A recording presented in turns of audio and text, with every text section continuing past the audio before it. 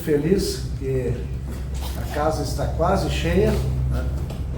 Temos inscritos cerca de 54 pessoas e um pouquinho menos para o almoço. O palestrante será o André Rama, nosso colega, engenheiro da João Dir. Vai nos apresentar algo bem interessante aí sobre afinal, somos prussianos ou somos alemães? Como é que é essa história? Então, tudo contigo.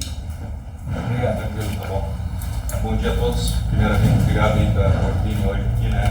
Minha médica explicou, faz parte do calendário de eventos em alusão aos 11 anos, né, que o Genealogia RS está promovendo. Então, a ideia hoje aqui é trazer um tema. Em outros encontros chamaram a atenção, né? Eu imigrante prussiano, mas afinal, qual é o vínculo prussiano, que é um estado que não existe mais na história hoje, tem com os nossos antepassados, né? Alemães, prussianos, afinal, né? O estado prussiano foi um estado, inclusive, mais poderoso do que o próprio conceito de alemão antes de se tornar império alemão, assim dizer. Então, e outro contexto, né? Muitos dos nossos imigrantes eles vêm justamente dessa região aqui, né? no centro-oeste da atual Alemanha, e eles eram imigrantes prussianos, mas como esses se conectam, a história da Prússia começa lá no outro extremo, no nordeste do que foi o Império Alemão. Então, aqui é que a ideia é tentar explicar essas origens, né? Não sei se isso é bem claro para todos, né? Enfim, aqui vocês veem, só destacado, só para falar rapidamente, né? Esse pontilhado em verde, ele exemplifica quais seriam as fronteiras da Alemanha atual, né? E então vocês percebem que parte desse grande território já não pertence mais ao que foi esse grande estado, ou até mesmo estado contemporâneo alemão. Aqui em cima, parte do fundo da capa, queria também trazer um outro termo bastante conhecido, vocês vão conseguir fazer a conexão no final, é Borussia, né, que é o nome em latim para Prússia. Então, e não tem vínculo com Rússia, apesar de que Borussia seria como Rússia Ocidental, né, Borussia, nem Boborgo, enfim. Mas isso era em função justamente da predominância do Sacro Império Romano Germânico, quando tinha o latim como língua oficial administrativa, e aí também existiam os nomes em latim para a maioria desses grandes estados.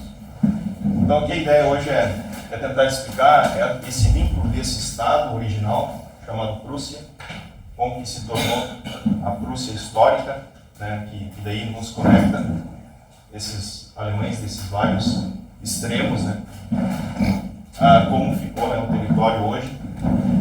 E quando os nossos imigrantes começam a vir para o Brasil, afinal, eles já eram alemães, ou por um período foram prussianos, depois alemães. Então, tentar fazer essa distinção. Certo? Perguntas então ao final também. Eu quero começar primeiro falando um pouco da Prússia original, ou o povo que deu origem ao nome Prússia. Então, lá pelo ano 400 a.C., nós temos as primeiras menções desse povo báltico, que habitava justamente esse extremo leste aqui, ao longo do Mar Báltico. E pode ver que o Mar Báltico sobe aqui, chega aqui no sul da Finlândia. E nós temos aqui, destacado aqui em azul, essas tribos bálticas, que habitavam aquela região já desde mais ou menos ano 400, mas isso é o que a história nos conta. Possivelmente eles já habitavam o território antes disso. Então, esses prussos, que é um termo antigo, depois modernizado para prussianos, eles são, digamos, a origem do nome. E como foi dito, eles são tribos bálticas. Aqui tem até a expressão em alemão, como os alemães chamavam os prussianos na época. Eram Prussen, que depois deu origem a Preußen, que é também a versão alemã de Prússia. Então, a tribo dos prussianos, ou dos prussos, que habitavam esse território, eles são diretamente aparentados aos lituanos e letos, que são, digamos, os herdeiros bálticos, que ainda hoje têm língua báltica. Aqui vocês veem destacado a Alemanha, mais uma vez, onde mais ou menos a Alemanha se encontrava nesse contexto, então afastada desse território, a Alemanha de hoje, claro, estou só tentando localizar vocês. E nesse território aqui nós temos essas várias tribos bálticas. Um outro ponto que é importante também destacar é que os prussianos não eram alemães, não eram germânicos, como foi dito, eles eram bálticos, tribos bálticas. E também não são eslavos, como os russos, por exemplo. Então tem a confusão de prussiano tem a ver com russo, quem sabe os alemães do leste, alemães russos não tem ligação alguma. Então eles eram bálticos. Aqui tem até um exemplo do Pai Nosso, né? Que depois vocês vão ver que a chegada dos alemães naquela região ocorre em função das cruzadas, né? Para converter essas tribos pagãs ao cristianismo. Então eu até uso exemplo aqui do Pai Nosso em português. Aqui nós temos o baixo alemão como exemplo. Uns war im Himmel, die Namen soll heilig blieben. Então isso aqui seria como o Pai Nosso em alemão. E aqui nós temos como seria em prussiano antigo. Nur citado casa sei andando, seis vents weins emens. Não dá para entender nada, né? Justamente para fazer essa distinção. É um povo que falava uma outra língua, eles não têm um vínculo com povos germânicos. Claro que lá atrás, na história, todos se conectam, né? Assim como aqui tem o exemplo do Pai Nosso em lituano, que já tem uma semelhança na escrita, e aqui em russo, para explicar que também não tem vínculo por ser uma língua eslava. Então, só para exemplificar e desmistificar essa questão, né? Nós herdamos, né, o nome de um grandioso território, que na verdade não faz parte da origem dos povos germânicos, né? Só para explicar. Então, qual era o principal motivo, né? Depois a gente vai ver. Eles eram as últimas tribos que habitavam a Europa que ainda acreditavam, eram politeístas e tinham seu próprio panteão de deuses, né? Assim como as antigas tribos germânicas, celtas, né? Os próprios romanos, gregos tinham seu panteão de deuses. Todas elas se assemelham muito, né? Então aqui tem os três principais deuses prussianos, então aqui um símbolo para exemplificar a religião deles. E aqui também um exemplo do fisiotipo, ou do fenótipo, mais ou menos, da feição de como seriam esses bálticos do leste. Típico padrão europeu, do leste europeu, assim, muito parecido, né? E todos nós herdamos também um pouco deles. Só para exemplificar, isso é uma criação computadorizada, mais ou menos, né, com população atual. Então aqui nós temos a Alemanha separada desse território onde habitavam os prussos, né? Essas tribos que eram aparentadas com os lituanos e com os letros, que são uma população contemporânea de povos bálticos. Seguindo aqui, então, como é que afinal os alemães, os germânicos se conectam com essa história tão antiga, né, com esses prussianos? Como nós herdamos esse termo, né, prussianos? Então aqui vamos contextualizar um pouco ali pelo ano 1190. Nós temos aqui bem no centro da Europa, do norte da Itália até o norte da Alemanha, onde se encontrava, aqui destacado em amarelo, esse amarelinho mais claro, o Sacro Império Romano de nação germânica, né? Que era um grande estado monástico que existia na época, conjugava vários pequenos reinos e granducados, ducados, né? Principados e assim por diante. E aqui de novo, mais uma vez, só destacando, né, nessa tonalidade verde, onde mais ou menos ficaria a Alemanha. Então vocês percebem que a Alemanha ela se encontrava plenamente dentro desse grandioso estado Sacro Império Romano Germânico. E podem ver que as fronteiras do Sacro Império nunca chegaram até a Prússia. Então a Prússia nunca fez parte do Sacro Império, mesmo depois com os eventos que vão se suceder agora na sequência.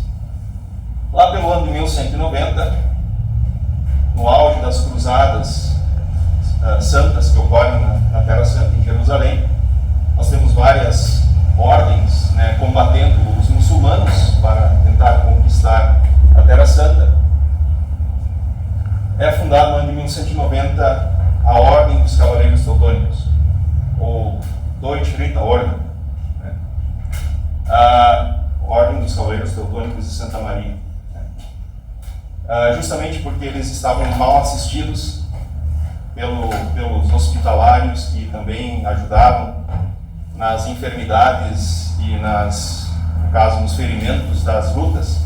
Esses soldados alemães, eles estavam meio desassistidos. Os templários tinham uma estrutura melhor e assim por diante. Os próprios hospitalários, eles fundaram a sua própria ordem. E eles acabaram se tornando a ordem mais militar de todas as ordens. A ordem templária ainda mantinha mais uma identidade monástica, cristã religiosa, e a ordem teutônica, ela se torna realmente uma força militar. Então, no ano de 1190, mas qual é o vínculo disso? Lá em Acre, Jerusalém, não Acre, Brasil, Acre, Jerusalém, é fundada essa ordem de cavaleiros alemães, que vinham dos territórios germânicos do Sacro Império. E nós temos ainda aqui, no caso, essas tribos bálticas aqui, só para contextualizar. E em 1226, a convite, ou melhor, a pedido do duque polonês Konrad da Mazóvia, que era uma das casas reais polonesas mais fortes, os poloneses já eram cristãos na época, ele pede ajuda à ordem teutônica para ajudar a combater essas tribos pagãs do norte, as últimas tribos que precisavam ser cristianizadas, né? Era uma ameaça, digamos, para o reino da Polônia. Então, Conrad I chama a ordem teutônica para auxiliar e combater essas tribos, os prussos. Em 1226 iniciam as cruzadas prussianas, também conhecidas como Cruzadas do Norte. Nós temos as cruzadas da Terra Santa, né? Essas são as Cruzadas do Norte. E os cavaleiros, eles chegam e começam a combater, né, justamente com o objetivo de cristianizar esses povos pagãos. Então, no ano de 1231, eles já conseguem as primeiras vitórias e eles fundam em Thorn, na época, né, o nome alemão, hoje Torum, Polônia, o Estado da Ordem Teutônica. É o primeiro Estado monástico. Ele tem um caráter de Estado, né, como um país, né? Liderada pelo Landmeister, ou mestre provincial Hermann von Ball. Então ele é responsável pela fundação do Estado da Ordem Teutônica, né? Como o nome ali, Deutsche Ordensstaat. Então veja, não existe Deutschland ainda, mas já existe Deutsche Orden, Deutsche Ordensstaat, Deutsche Ordensland, né? Isso é bem interessante, já lá no ano de 1230. Então eles estabelecem aqui em Torum o Estado da Ordem Teutônica, eles continuam as cruzadas. Todos esses pontinhos azuis que vocês veem são territórios que eles conquistam e estabelecem ou um monastério, ou uma igreja, ou uma fortificação, um castelo. É o que a gente vai ver agora na sequência. Em 1255 é erguido um dos principais castelos dessa região oriental da Europa, que é o castelo de Königsberg, a famosa cidade da nossa história, e cria-se justamente Deutsche Ordensburg, castelos da Ordem Teutônica. Então sempre tem esse caráter bem explícito.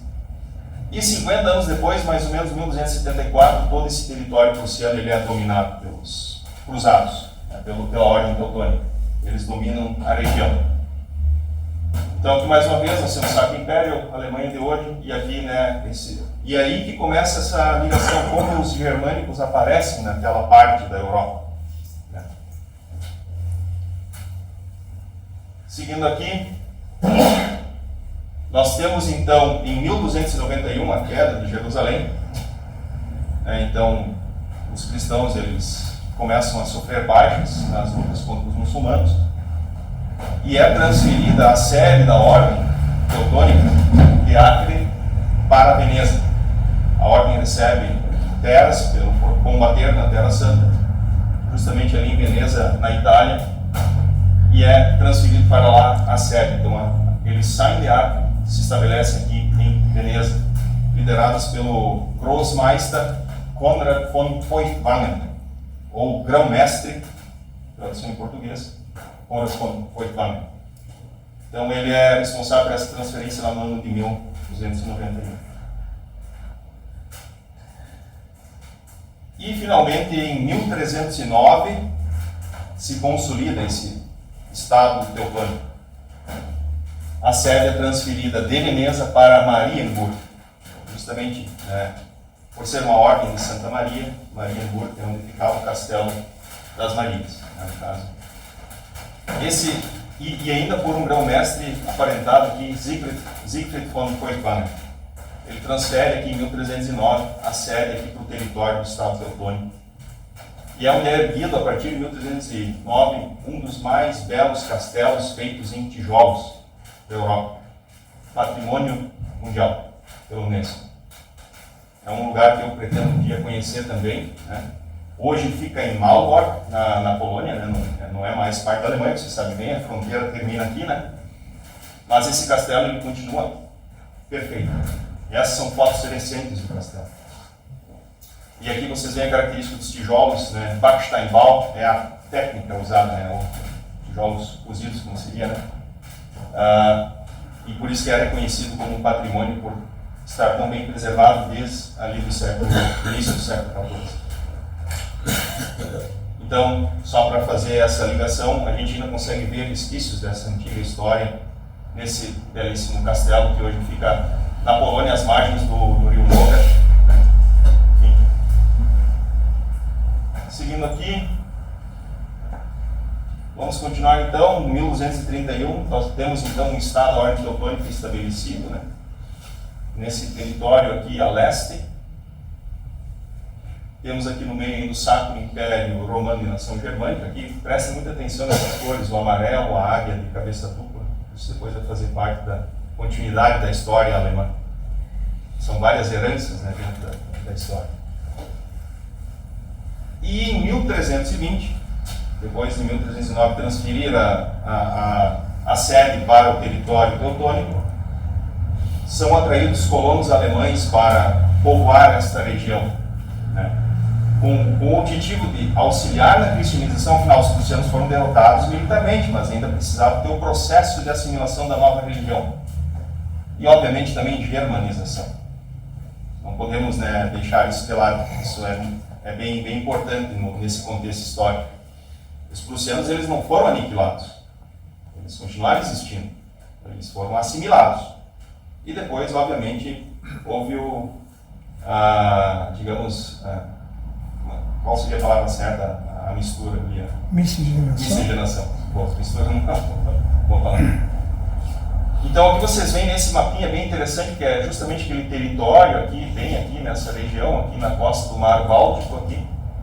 Em vermelho é onde começam a predominar a presença de colonos alemães, que vêm de vários territórios do Sacro Império Romano, mas especialmente do norte. Isso é o que vai, mais ou menos, também levar o baixo alemão para aquela região. E não o alemão falado, por exemplo, pelos renanos. Isso é outra curiosidade. Os renanos falam um idioma derivado do alto alemão, enquanto que os prussianos originais, históricos, falam um idioma derivado do baixo alemão. É muito mais próximo do holandês, por exemplo. Então nós temos aqui a chegada desses vários colonos alemães aqui no meio. Aqui vocês já veem que é a pontinha da Pomerânia, então a gente já tem os germânicos da Pomerânia aqui, né? E aqui no meio a gente tem mais ou menos uma mescla entre alemães e eslavos do Elba. Ainda existiam povos eslavos aqui embaixo, que eram os poloneses.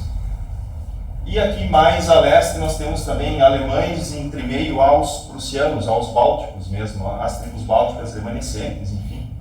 E aqui mais ao norte vocês veem que são os lituanos, que também são bálticos. Então mais ou menos nesse contexto os alemães começam a se integrar, né, e colonizar justamente com o objetivo de transformar aquela terra, né, enfim.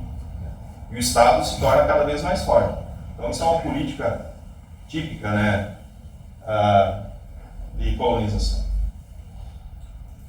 Depois nós temos em 1454, mais ou menos uns 120 anos depois, vocês vão ver que na sequência da cronologia, de 100 em 100 anos, fecha o tempo, né? Tem batalhas e guerras.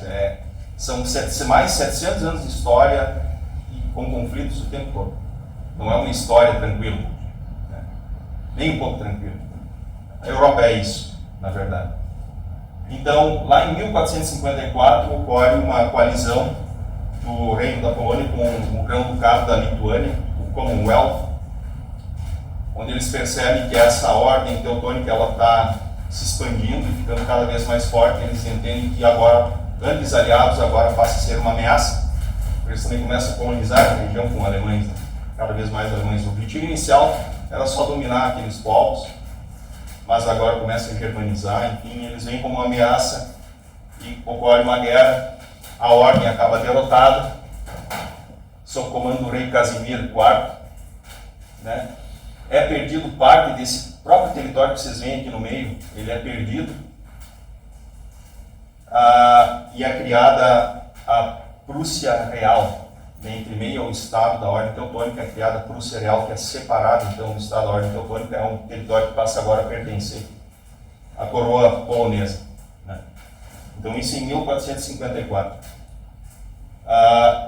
E em 1457, praticamente logo depois, é necessário, porque como a sede da ordem ficava justamente nesse novo território chamado Prússia Real, é necessário transferir a sede da ordem para nada mais nada menos do que Königsberg, que se torna a grande capital do leste do Império Alemão. Que hoje é Kaliningrado, Rússia, né? Que loucura, né, essa história europeia. Então a sede da ordem, sob liderança do Grossmeister Heinrich von Rittenberg, é transferida para Königsberg, e ali se estabelece e fica por muito tempo. Justamente por causa dessa perda territorial, é transferido a sede. E finalmente, 70 anos depois, em 1525, termina o Estado da Ordem Teutônica, e sob liderança do grão-mestre Albrecht von Brandenburg-Ansbach, era um grão-mestre da Ordem Teutônica, é fundado aqui no meio, nesse território, o Ducado da Prússia. Então aqui aparece agora o nome Prússia. Antes a gente falava de Ordem Teutônica. A partir de 1525 é formado o Estado, ou melhor, o Ducado da Prússia. Então essa tonalidade do amarelo aqui mais queimado é toda essa região chamada de Ducado da Prússia, e essa região no amarelinho mais claro aqui é a Prússia Real. Königlich Preußen e Herzogtum Preußen. Vale destacar que aqui começa um elemento muito importante que vai fazer parte dessa história, que é a Casa de Hohenzollern. E esses são os grandes consolidadores do território alemão, vocês vão ver ao longo da história. Em função dos Hohenzollern, e esse território começa depois a se expandir. Então, Albrecht era descendente da Casa de Brandenburgo, que era um ramo dos Hohenzollern. A capital aqui, Königsberg, aqui nós temos o brasão do Ducado da Prússia. Aqui nós temos o brasão da família real de Hohenzollern. Prestem atenção nessa simbologia. E outro dado muito curioso, é o primeiro Estado alemão a adotar o luteranismo. Em 1521 é feita a reforma, esse é o primeiro Estado que adota oficialmente. Nós somos luteranos. E olha que curioso, parece ter tradição. Se ele era um grão-mestre de uma ordem religiosa católica, que era a ordem teutônica, esse mestre, ele se converte ao luteranismo. Converte o Estado dele ao luteranismo. Claro que aí há interesses, né, que vão além. Mas enfim, esse é o primeiro Estado, não sei se é reconhecimento, é o primeiro Estado que oficialmente adota o luteranismo dentro do contexto da reforma. 1521 e 1525, esse é o primeiro Estado luterano na Alemanha. Então a gente tem aqui também, só para destacar, cercado aqui a leste pela Lituânia e ao sul aqui pela Polônia. Então nós temos aquele esclave germânico chamado Ducado da Prússia. E aqui começa a aparecer o termo Preußen, que seria a versão alemã de Prussai, né, como a gente viu antes, que eram os povos que ali habitavam e ainda coabitavam.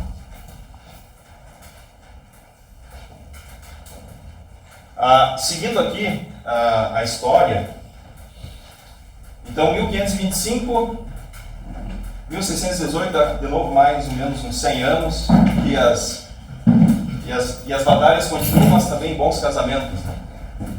Então o que acontece nesse momento da história? Nós temos duas casas reais, que são dois ramos justamente da casa de Hohenzollern. Nós temos aqui na Prússia, como vocês viram antes, o Albrecht von Brandenburg, Ansbach se torna Albrecht von Preußen. Por isso que o von é sempre do lugar. Normalmente são sobrenomes toponímicos relacionados àquele lugar. Né? Então, dá origem à casa de Ansbach, dá origem à casa da Prússia. A neta dele, Anna von Preußen, casa com Johann Sigismund von Brandenburg. Esses dois ambos descendem de Albrecht, aqueles da casa de Hohenzollern. Então há uma união aqui, uma união da casa de Hohenzollern. Então tu começa a consolidar um território. E o que é mais complexo ainda é que parte desse território está dentro do Sacro Império Romano-Germânico, que é essa região central aqui, nesse tom de amarelado, Bering, aqui o brasão do Sacro Império, casa de Brandemburgo, casa da Prússia, só que a Prússia não pertencia ao Sacro Império, então é confuso explicar isso, né? Como, afinal, é submisso ou não ao Sacro Império. Eu não quero entrar nessa explicação. Mas só para vocês entenderem, mas de onde vem essa casa? Ela vem da Suábia, aqui no sul do território germânico, num local hoje chamado Hechingen, no estado de Baden-Württemberg. Ali é que mais ou menos, até antes do ano 1100, antes do século XI, nós temos a casa de Zollern, que depois se torna os Hohenzollern, os Zollern mais altos, mais elevados, né, enfim, que crescem no status social. Eram eleitores, se tornam eleitores, né, do Sacro Império, assim como a casa de Brandemburgo é um eleitorado do Sacro Império.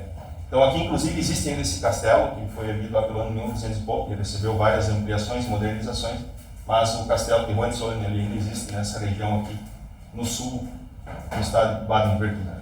Vale a pena também conhecer. Então percebam, aqui embaixo tem duas casas nesses extremos que se unem por casamento. E isso aqui já vai começar a explicar como esse território vai se expandir cada vez mais. Né?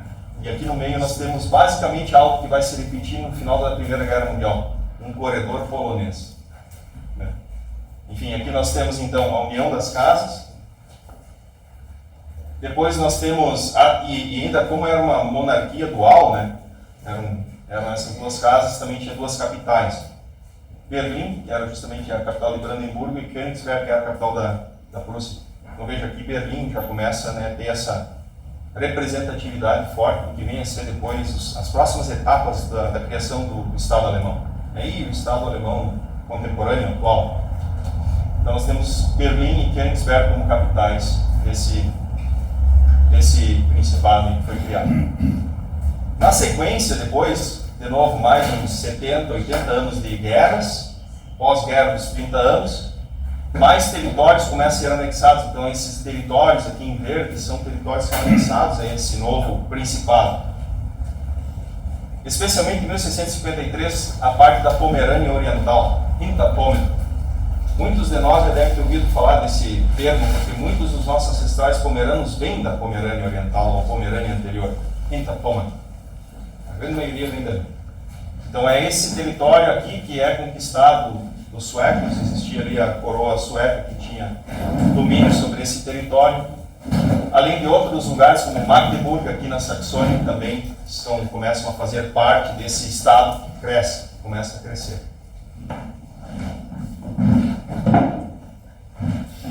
Seguindo aqui um pouco mais, então passam-se de novo mais ou menos uns 90, 100 anos. Em 1701 é criado finalmente o Reino da Prússia. Então, de ducado a um principado unindo duas casas, agora nós temos a criação de um reino, Königreich Preußen, sendo seu primeiro rei Friedrich I da casa de Hohenzollern, obviamente. Então nós temos aqui em azul essa consolidação das duas casas. A capital é transferida de Königsberg para Berlim. E ali também Berlim passa a ser o centro administrativo desse grande reino que está por vir, que está vindo. Aqui nós continuamos no contexto do Sacro Império Romano de nação germânica. É estranho, né? Como parte desse reino faz parte do Sacro Império, como funciona isso. E na sequência, nós temos, após várias guerras, entre outras, esses principais territórios anexados a esse novo reino. Então, principalmente na guerra contra a Suécia entre 1701 e 1721, nós temos a anexação de grande parte que seria a Pomerânia Ocidental. Ainda permaneceu um pedaço aqui da Suécia, depois vocês vão ver quando isso também passa a fazer parte do reino da Prússia. Então aqui nós temos a consolidação da Pomerânia, vamos chamar assim. Entre 1740 e 1762 nós temos a guerra da Prússia contra o reino da Boêmia e Áustria, Império Austríaco, né, porque eu fazia parte também do Sacro Império, enfim. E é anexada a Silésia. Então, a partir de 1762 nós temos Schlesien sendo parte, a província da Silésia sendo parte desse grande reino. E a partir de 1772 a 1795, em guerras contra a Commonwealth da Polônia e Lituânia, e dessa vez os prussianos vencendo os poloneses e lituanos, eles recuperam esse território central, que era a chamada Prússia Real, sob domínio da coroa polonesa, volta a fazer parte do que era a Prússia original. E por isso é necessário também renomear, porque o reino da Prússia, ele tem agora 2 estados prussianos. E o estado original passa a se chamar Ostpreußen, ou Prússia Oriental, e o novo estado anexado aqui passa a se chamar de Prússia Ocidental. Então nós temos imigrantes que depois vêm desses estados. É consolidado aqui, são províncias desse grande reino, e aqui uma curiosidade. Como se dá esse processo de anexação desse território, especialmente? Através das 3 partilhas da Polônia. Alguém já deve ter ouvido falar, quem é historiador conhece as partilhas da Polônia. E como a Polônia foi partida? Porque não foi só prussianos que combateram os poloneses, mas tinha uma coalizão onde também envolvia o czarado da Rússia, mais o Sacro Império Romano-Germânico, associado nessa guerra. E aqui nós temos os 3 grandes governantes, esses 3 grandes governos, digamos, da época, dessas 3 grandes monarquias. Então nós temos aqui Catarina da Rússia, aqui, o brasão do czarado da Rússia, do Império Russo. Nós temos aqui Joseph II, Sacro Imperador Romano, e nós temos aqui Friedrich da Prússia, no caso, que era justamente do reino da Prússia. E eles dividem aqui a Polônia, e esse é o território que vai corresponder, aqui a gente vai tratar só o território que vai corresponder à Prússia, ao reino da Prússia. Olha a curiosidade aqui. Ok, um império eslavo, um império latino, afinal, o Sacro Império Romano, e aqui um império germânico, ou um reino germânico. Só que os 3 grandes líderes são todos germânicos. Catarina da casa de Anhalt, que é aqui do centro, aqui da Saxônia. Joseph II da casa de Habsburgo, a mais famosa casa real da Europa, inclusive, que dá a nós a primeira imperatriz. E realmente, a maior parte dos governantes do Sacro Império Romano Germânico eram governantes germânicos. E a casa que mais cedeu governantes foi a casa de Habsburgo. Os Habsburgo. E aqui o Friedrich, obviamente, a casa de Hohenzollern. Então nós temos aqui essa curiosidade, E aqui vocês começam também a entender um pouco agora o contexto desses alemães expandindo seus territórios. Vai a Catarina lá, casa com o Pedro o Grande, e ela começa a chamar colonos alemães para colonizar o Volga. Por quê? Alemães. Ou vamos pegar o exemplo aqui da Áustria, depois que é dissolvida, até antes, depois de derrotar os otomanos ao sul, lá na Hungria. Eles repovoam aquela região devastada com húngaros? Não. Na época, o imperador austríaco, ele chama colonos alemães, os suaves do Danúbio, que saem aqui do centro da Alemanha e vão colonizar lá o sul da Hungria. Então, eles sempre tinham essa política de levar alemães para esses territórios, porque eu acho que isso fazia parte de um projeto de expansão e consolidação, germanização desses territórios. Eu não sei se a gente chega a avaliar a fundo esse detalhe, mas isso é importante, né? Essa política da... E eu não estou dizendo que isso é bom, não sei. Aí tem que entender, são fatos. É simples isso, simplesmente isso. Mas vamos seguir aqui, porque senão eu não vou conseguir, não dá para entrar muito a fundo, porque são muitos detalhes, é complexa a história, ela é ampla, nós podemos aprofundar cada uma dessas etapas. Mas aí vem alguém para estragar um pouco a brincadeira, né? Começa as guerras napoleônicas em 1801 a 1815, e Napoleão faz um estrago no centro da Europa, né? Ele chega até na Rússia, inclusive, depois é derrotado pelo general Humberto. E no meio das guerras napoleônicas, o famoso milenar Sacro Império Romano-Germânico, ele é dissolvido, ele perde seu status e os reinos se tornam independentes, se fragmentam, é criado o Império Austríaco e o reino da Prússia só ganha mais força, porque agora não tem mais nem a administração do Sacro Império para estar alinhado. E aí a gente chega numa próxima etapa importante da consolidação do território, o que veio a ser o reino da Prússia, né, precursor do Império Alemão. Então, como a gente viu há pouco, né, nós temos aqui em azul os territórios que haviam sido consolidados até a queda do Sacro Império, 1807. Então nós temos aqui basicamente a Prússia Oriental, com capital em Königsberg, Brandemburgo, com capital em Berlim, a Pomerânia, com capital em Stettin, a Silésia, com capital em Breslau, e a Prússia Ocidental, aqui por último, com capital em Danzig. Danzig é uma cidade muito famosa, uma cidade portuária, que foi por um período até uma cidade independente, hoje é Gdansk, na Polônia. Então aqui eles consolidam esse território do Reino da Prússia. A partir de 1815, com a derrota de Napoleão, nessa aliança que existiu entre Prússia, Rússia, Inglaterra, derrota de Napoleão, a Prússia recupera territórios perdidos e anexa, conquista novos territórios, territórios que antes não faziam parte, que são esses nessa tonalidade de verde mais claro. Então nós temos aqui, primeiramente, a anexação da Saxônia, o restante da Pomerânia, que Schwedisch-Pommern, que ainda era a Pomerânia sueca, que era remanescente. Nós temos aqui a inclusão de Posen, que era parte da Polônia, Poznania. E finalmente nós chegamos na Renânia, bem a oeste aqui. E a partir daqui de 1815 que a Renânia começa a fazer parte da história da Prússia. É recente se pararmos para analisar.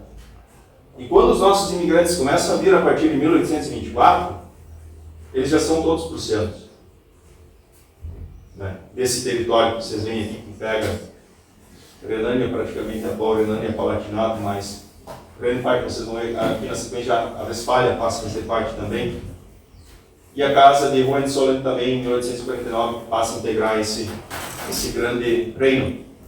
Também é criado em 1815 a Confederação Alemã, Deutscher Bund, onde vários reinos germânicos, incluindo os do sul aqui, como o Reino da Baviera, que não faz parte da Prússia, como o Império Austríaco, eles consolidam essa liga, né, que é a chamada Confederação Alemã. E aqui a gente vê pela primeira vez a bandeira tricolor que nós conhecemos hoje como parte da bandeira alemã. O preto, o vermelho e o dourado, mas olha aqui que interessante nesse brasãozinho no cantinho aqui. O amarelo e ainda a águia de duas cabeças, que é a herança do Sacro Império. Sacro Império Romano-Germânico. E de novo, o Sacro Império Romano-Germânico era a Alemanha, se a gente parar para analisar. Só tinha a herança do nome romano, claro, isso foi tudo consolidado lá por Carlos Magno, né? Mas enfim, aqui a gente começa a ver pela primeira vez essa bandeira. Mas a política de guerras continua, a anexação de territórios continua acontecendo. Nós vamos ter uma figura importantíssima nesse processo de consolidação territorial, que é Bismarck, né? Não é nem o grande governante Guilherme I, mas é Bismarck, é o mentor dessa consolidação territorial. E entre 1864 e 1866 nós temos a guerra contra o Reino da Dinamarca, com a anexação do Schleswig-Holstein. Também depois temos a guerra do Reino da Prússia contra o Império Austríaco. Essa guerra, se muitos já ouviram falar, ela é conhecida como Guerra Civil Alemã, que nem a Guerra Civil Americana.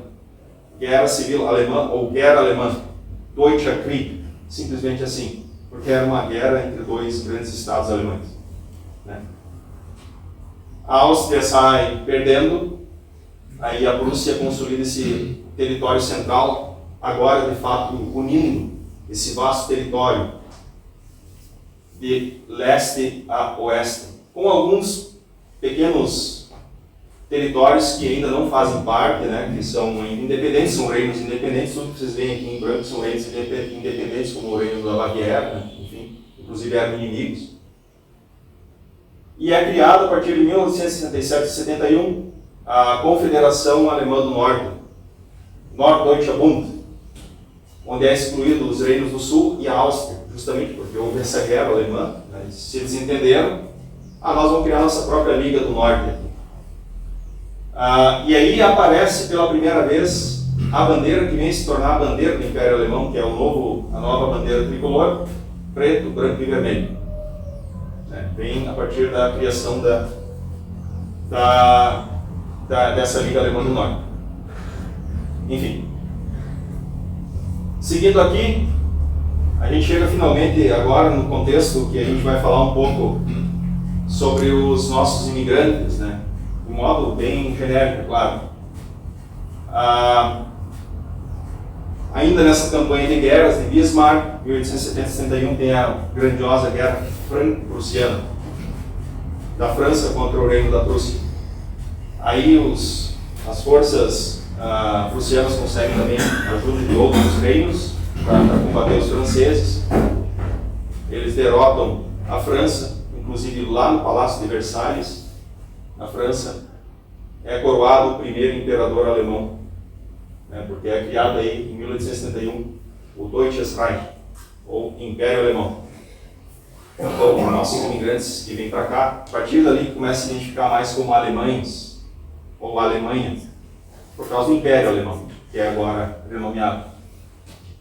Mas, ao mesmo tempo que Wilhelm I da Casa de Hohenzollern, ele ainda permanece com o título de rei da Prússia, porque existia essa distinção. O Império está aqui, mas abaixo tem os estados. Entre os estados, nós temos o Reino da Prússia. Esse grande Reino da Prússia é essa mancha azul que vocês veem aqui no meio.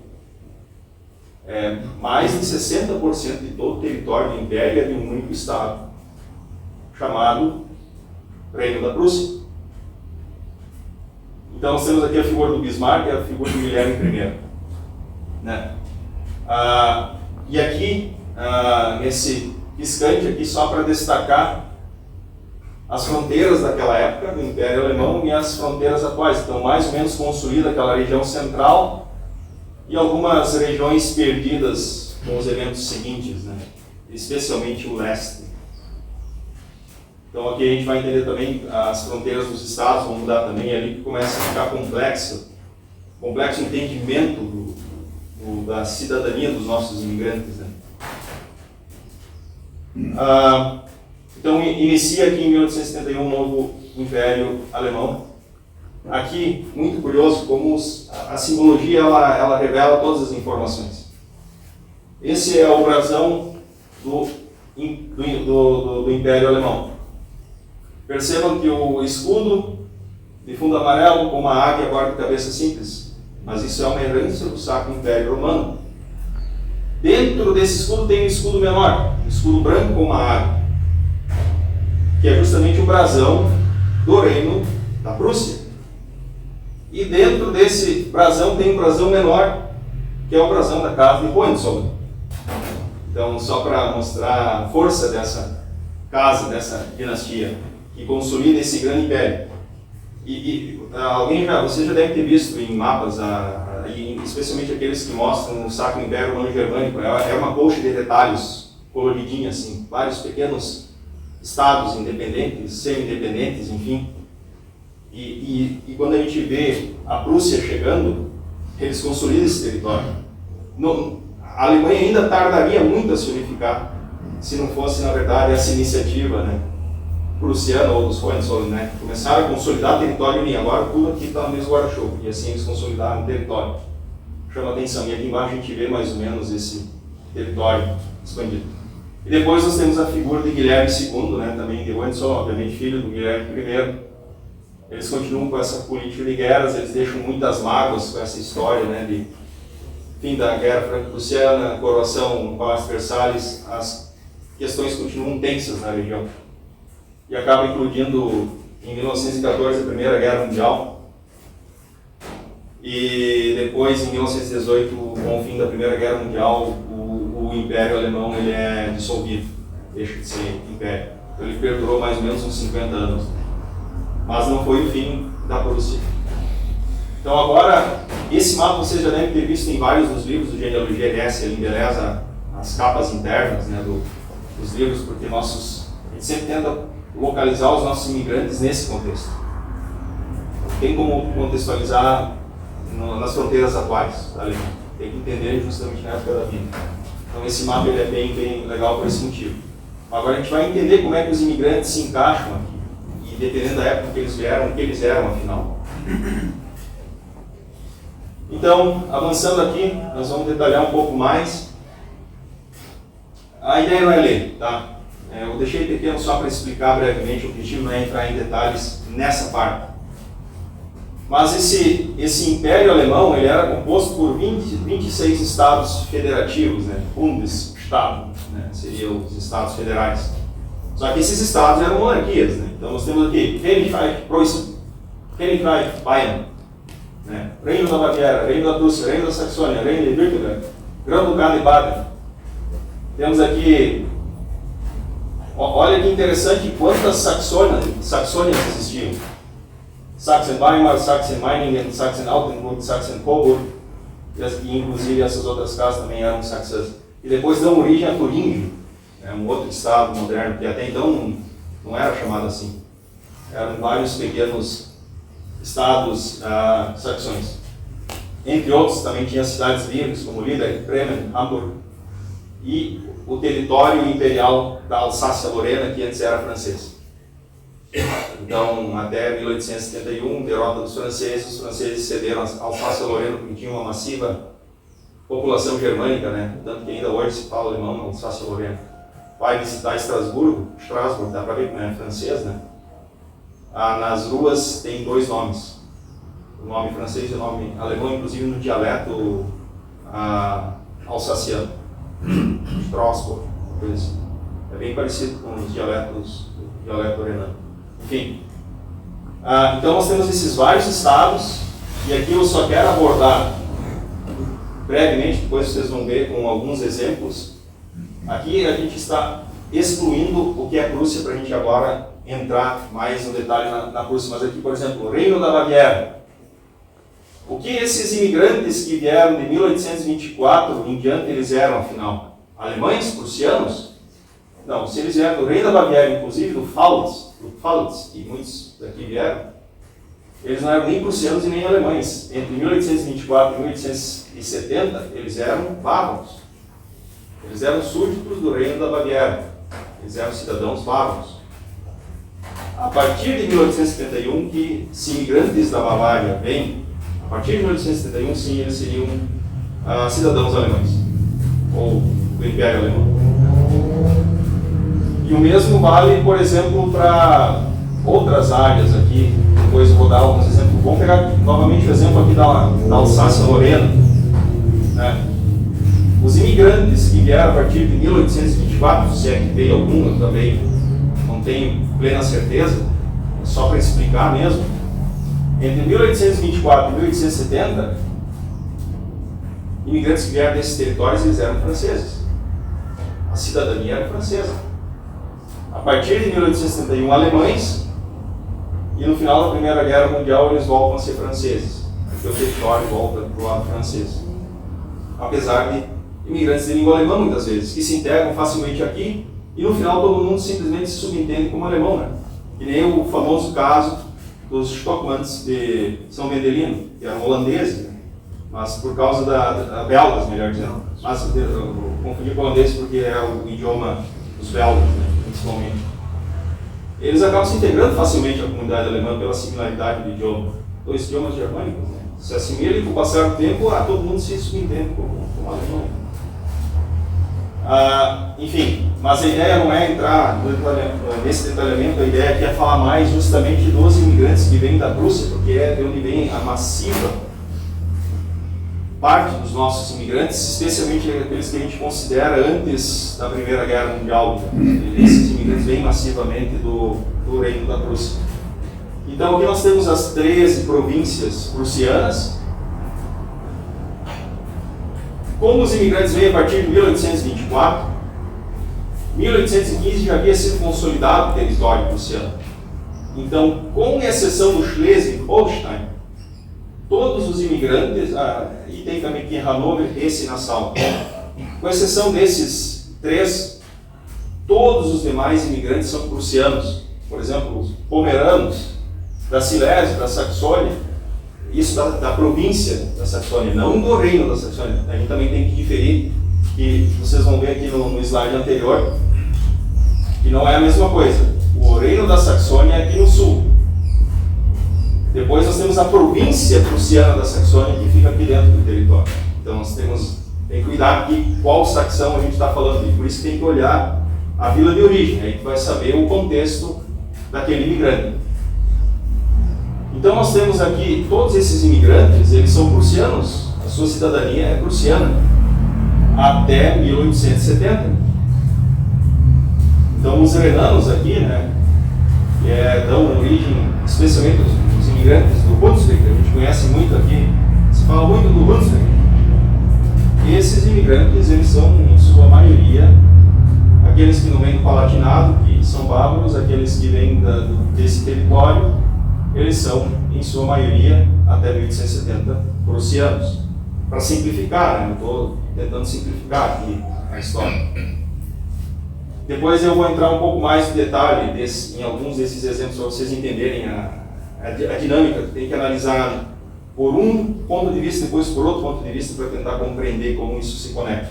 Depois eu exemplifico um pouco melhor. Mas vamos pegar aqui um exemplo interessante, né? A Silésia aqui, né? Imigrantes da Silésia, se eles vinham mais do território central, como Breslau, que era a capital, esses imigrantes prussianos até 1870, alemães, e a partir de 1945 passa a ser território polonês, porque é um território totalmente perdido, que é justamente a Silésia aqui, Polnitz. Já se eles vinham de Görlitz, mais na fronteira atual da Alemanha, esse território passou a pertencer à Saxônia depois da Segunda Guerra Mundial, então hoje ainda continuaria fazendo parte da Alemanha atual. Né? Então aqui só alguns exemplos também para exemplificar. Depois eu vou falar da questão aqui da Dinamarca, também tem um exemplo para compartilhar. Então nós temos aqui esse vastíssimo Império Prussiano, ou melhor, Império não, Reino, diferente, Império Alemão, Reino Prussiano. Vale também destacar que um dos motivos da vinda desses vários imigrantes desse território é justamente por causa desse ambiente de conflito, dessa pressão constante de ter seus filhos sendo chamados para alguma batalha. Vocês viram as guerras de unificação que aconteceram antes? As guerras napoleônicas. Então era um território de conflito constante.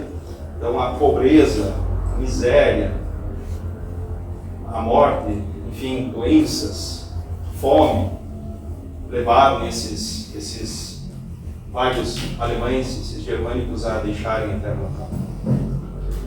Bom, então aqui é só para dar um contexto, e aqui eu trago uma estatística interessante, né?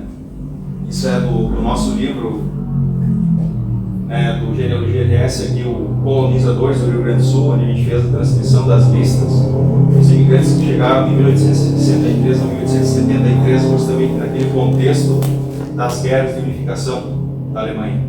O reino da Dinamarca até a Guerra Franco-Prussiana, quando se consolida o Império Alemão. E olha que interessante, de todos esses imigrantes alemães que vêm para cá, da totalidade, 65% deles, eles entram como prussianos, eles são prussianos, a cidadania deles é prussiana. E o que é mais curioso, até alguns que vieram após a unificação do Império Alemão, eles ainda continuam sendo prussianos. Apesar de que a gente vê menções, veio da Renânia, mas a Renânia era província prussiana. Eles vieram da Pomerânia, mas era província prussiana. Então, se a gente somar ainda aqueles que foram classificados pela província de origem, não pela terra de origem, eles também eram todos prussianos. Então, esse número, e só 8% que a gente identifica aqui, quando começa a aparecer o termo moderno, isso que a gente está falando de logo na criação, né, de 71, 73, foram 2 anos ali da criação, a gente tem mais ou menos 8% de então imigrantes alemães, né, chegando. Mas ainda grande parte deles vinham como prussianos. Né? Então essa aqui é uma estatística para trazer um pouco como era forte, presente e nas nossas origens. A gente tem muito mais origem nesse reino, né, que não existe mais, isso que é mais difícil de explicar, mas não existe, né? Que é a Prússia. Os italianos, eles conseguem se localizar antes e hoje no mesmo território, que ainda continua sendo praticamente uma Itália consolidada. Mas a Alemanha, quando se consolidou, ela depois se fragmentou, perdeu literalmente território. Mas seguindo aqui, vamos dar alguns exemplos, então agora, vamos entender agora o contexto dos nossos imigrantes prussianos. Né? Então nós temos aqui do Reino da Prússia, eu peguei alguns exemplos extremos justamente para exemplificar. Então esse aqui era o brasão da província do Reno, ou Rhein-Preußen, ou Preußische Provinz Rheinland. Né? Então aqui nós temos a província da Renânia. A província da Renânia, ela abrangia aqui, e ela contornava até aqui embaixo, nessa parte azul aqui, dentro do Reino da Prússia. Depois vocês vão ver que a Renânia Palatinado, ela desce para cá e pega uma outra parte aqui territorial, ainda é criado o estado do Sare, daquilo que eles falam. Então, agora nós vamos tentar entender. Então tá, esses imigrantes prussianos, vindos da Renânia, se ele vinha de Düsseldorf, ele era obviamente um cidadão prussiano até 70, de 1824 a 70. A partir de 71 ele era alemão. Porém, se a gente analisar ele hoje no contexto, ele não seria daquela Renânia histórica, hoje seria parte do estado contemporâneo da Renânia do Norte-Westfália. Então a gente vê que aqui era a Westfália, e é exatamente isso, ó, isso aqui era a Westfália, né? E agora virou Westfália e Renânia do Norte. Isso vira um estado só. Então a gente tem que entender, a gente quer entender o nosso imigrante na época da imigração ou hoje. Né? Eu acho que é legal saber as duas informações. Né? Renano lá, hoje Westfaliano, quem sabe? É curioso.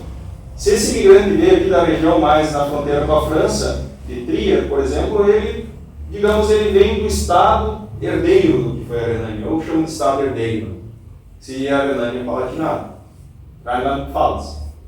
Se ele veio de Saarbrücken, ele era prussiano, de novo, para todos eles naquela época simplesmente era prussiano, mas se a gente analisar no contexto da província, do estado, na época ele era renano, porém hoje ele vem aqui do Saar, do estado contemporâneo do Saar. Se ele vem dessa localidade chamada Wetzlar, ele era do Hessen, hoje. Porque existia aqui territórios dentro do Hessen que, na verdade, faziam parte da Renânia. Então, hoje, esse imigrante, na época renano, hoje seria do Hessen, porque territorialmente, hoje, Hessen, geograficamente. Se ele veio de Malmedy, aqui nessa região, hoje, belga, né? Então ele era renano, prussiano, né? Alemão, hoje seria belga. Se quer entender, se quer ir lá no local físico, hoje é belga. Por isso que também na Bélgica o alemão é uma língua oficial. O alemão é uma língua oficial da Bélgica, justamente porque tem essa população de língua alemã também na Bélgica. Bom, seguindo aqui, tá, ok, a gente entendeu a complexidade da Renânia dentro do contexto da Prússia. E que aquilo que é a Renânia, a gente conseguiu entender que formou no mínimo se fragmentou em 5 estados distintos, dependendo de onde era aquele território. E nem tudo estava sempre no mesmo ponto geográfico, às vezes existiam esses esclavos que ficavam lá do outro lado. Como é o exemplo aqui do Grão-Ducado de Oldemburgo, aqui não está nem aparecendo, mas o Grão-Ducado de Oldemburgo fica aqui em cima. Mas como é que tem pessoas que hoje aqui em cima estão na Renânia-Palatinado? Porque o Principado de Birkenfeld, que hoje fica aqui no meio, aqui fica o Principado de Birkenfeld, hoje em território renano, na época pertencia ao Grão-Ducado de Oldemburgo, ficava lá no norte, na Baixa Saxônia, né?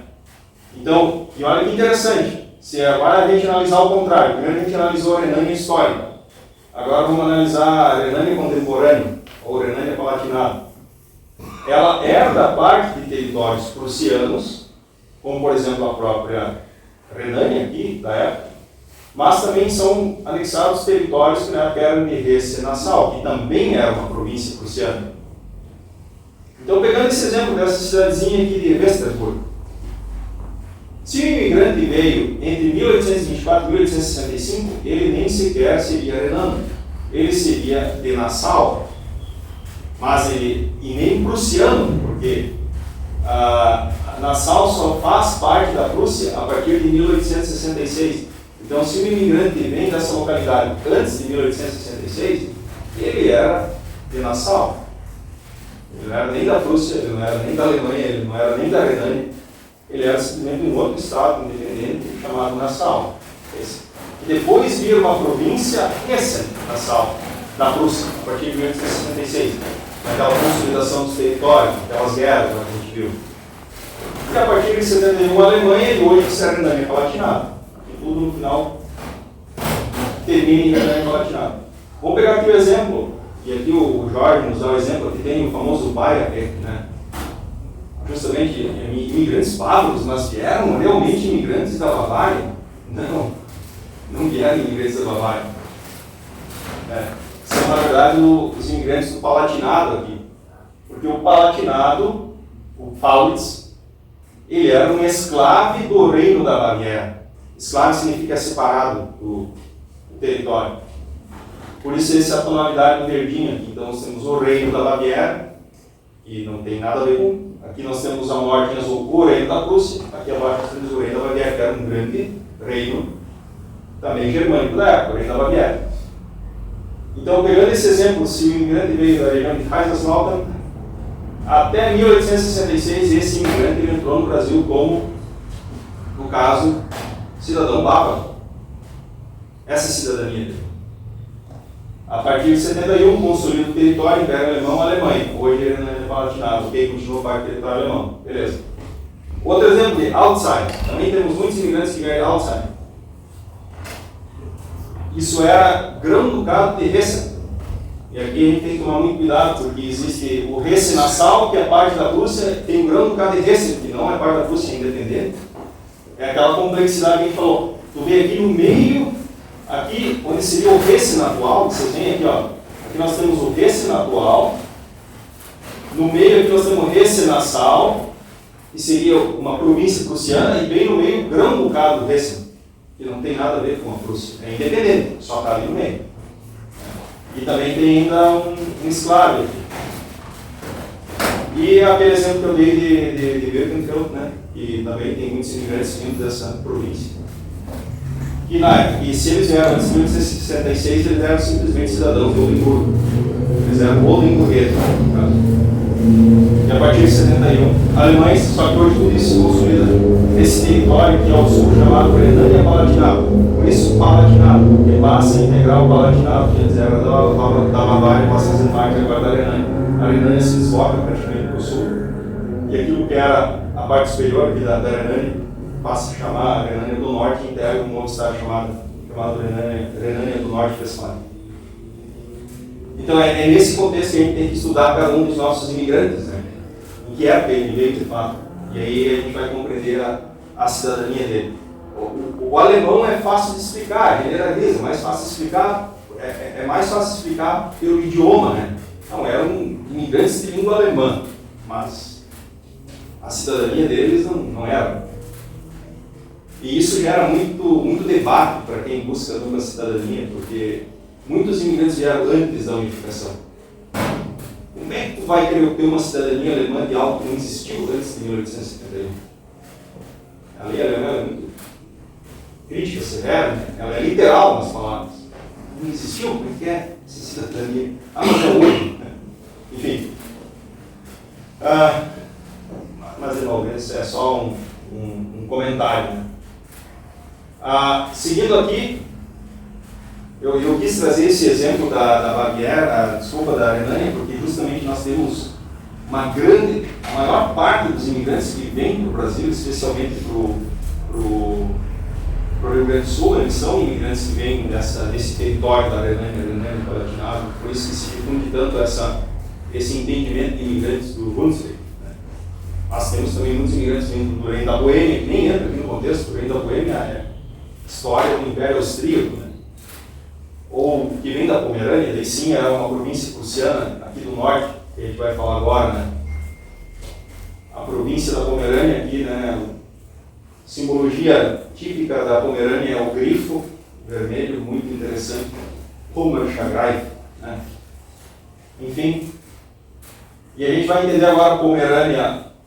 Aqui termina hoje a fronteira alemã. Então percebam que a Pomerânia ela não se encontra mais na Alemanha, né, o território. Vamos tentar entender agora o que é Pomerânia. Né? Grande parte dela fazia parte do reino da Prússia. Né?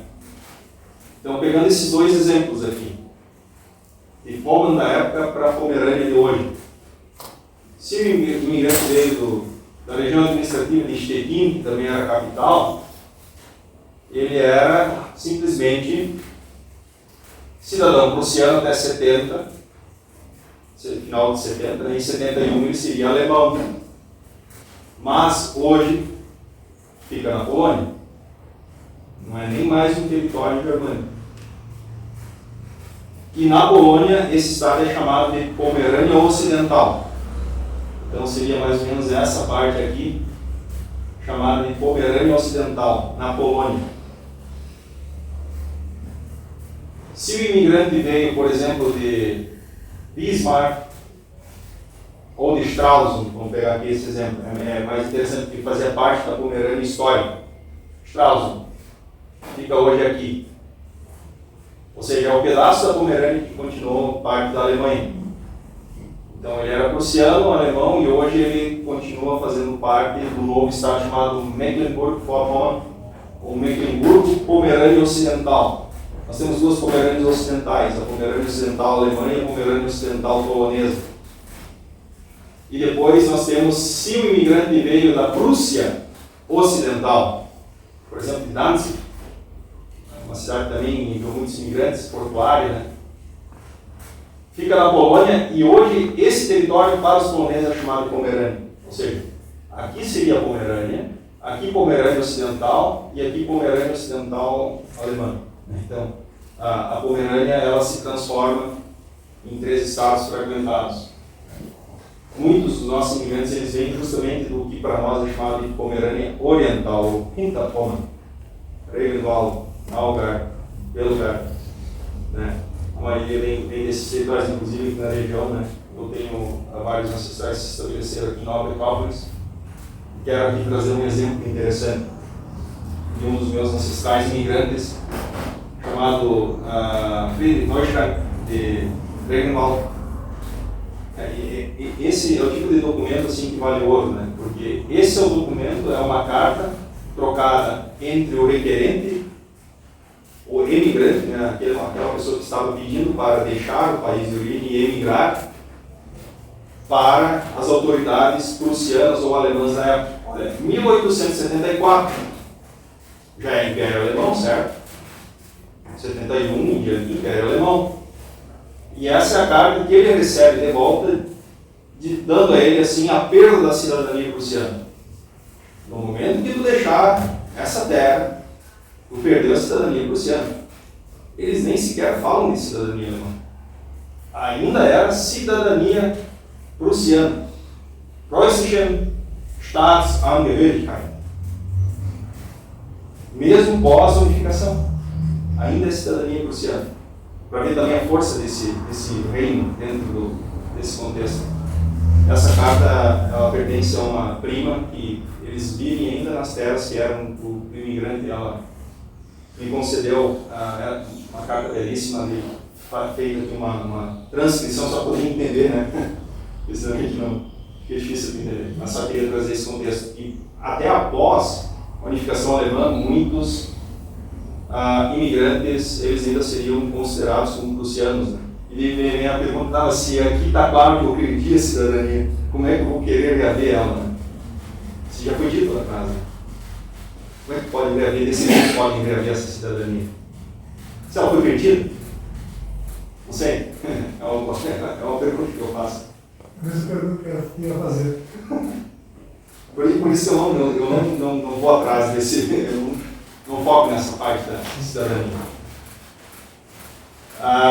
E como eu disse antes, o que era a Pomerânia antes se tornam 3 Pomerânias. O legal é que no contexto histórico permanece um dos principais símbolos, o grifo. O grifo vermelho aqui, o grifo vermelho aqui um grifo negro, mas ainda é um grifo. É um animal mítico, né? O grifo. Bom, seguindo aqui, porque senão eu não vou terminar, desculpa, às vezes eu aprofundo um pouco a explicação. Eu acho interessante o contexto histórico do Schleswig-Holstein, bem lá no norte da Alemanha. Então, nós temos o Império Alemão, então aqui em azul é até onde vai a província do Schleswig-Holstein. E aqui é onde termina o estado de Schleswig-Holstein hoje. Então nós temos parte do Schleswig-Holstein como reino da Prússia, porém o imigrante que veio antes de 1866, e se ele veio de Kiel, que é a atual capital aqui do Schleswig-Holstein, ele nem sequer era prussiano, ele nem sequer era alemão, ele era súdito dinamarquês. Ele era um imigrante dinamarquês. Aí tem aqui um exemplo. Na época em que eu estava estudando a minha família, Hamann, eu não fazia ideia onde era o meu imigrante, porque os dados disponíveis aqui eram muito, depois vocês vão entender, os dados eram muito fragmentados, tipo, quando eu descobri o óbito dele em 1879, lá em Rio Pardo, só dizia que ele era prussiano da Prússia, era legal, né? Não, ele era prussiano natural da Prússia. Ajudou um monte, né? Então pode ser Schleswig-Holstein, pode ser qualquer parte. E como é um sobrenome que era mais típico justamente no norte, por causa dessa herança do baixo alemão, em Niederdeutsch, eu comecei a estudar todos os Hamann que chegaram no Brasil para tentar achar um vínculo, pode ser que estamos aparentados ou não. E eu descobri nas minhas pesquisas, foi uma das primeiras descobertas há mais de 20 anos, que tinha lá um cônsul aqui, ó, Klaus Friedrich Hamann, cônsul dinamarquês no Rio, datado de 1831, ou seja, antes de 1866, ele era de Kiel, ele era dinamarquês, de fato. Mas ele até falava alemão, então é um contexto complexo. Né? E aqui, um passaporte que a Embaixada da Dinamarca concedeu para mim cópias, né, tanto dessa parte histórica, das autoridades que estiveram da Dinamarca, estiveram aqui desde o princípio. Eles consideram uma cópia de um passaporte emitido pelo Império do Brasil, concedendo aí ao cônsul Klaus Friedrich Hamann permanência como cônsul do Brasil, então ele recebeu uma espécie de visto ou passaporte. Então, na verdade, se ele era de Kiel, antes de 66 ele era dinamarquês, se eles vieram pós 1866 até 70 seriam prussianos, pós seriam alemães, e hoje alemães do Schleswig-Holstein. Mas se ele veio de Hadersleben, nessa parte aqui do Schleswig-Holstein, ele seria dinamarquês, prussiano, alemão, e hoje ele volta a ser dinamarquês, porque na região da Dinamarca do Sul, no estado da Dinamarca do Sul, Zittanden. Mas também o Schleswig-Holstein de hoje ele incorporou imigrantes que vieram também de outros territórios, como eu falei antes, de Oldenburgo. Ó, Oldenburgo é aqui, ó, vocês estão vendo? E tinha um pedaço de Oldenburgo aqui, ó, no meio do Schleswig-Holstein. Um escravo, por causa dessa colcha de hereditários, política de casamentos, herda aquele pedaço lá no meio do nada. É assim que funcionava.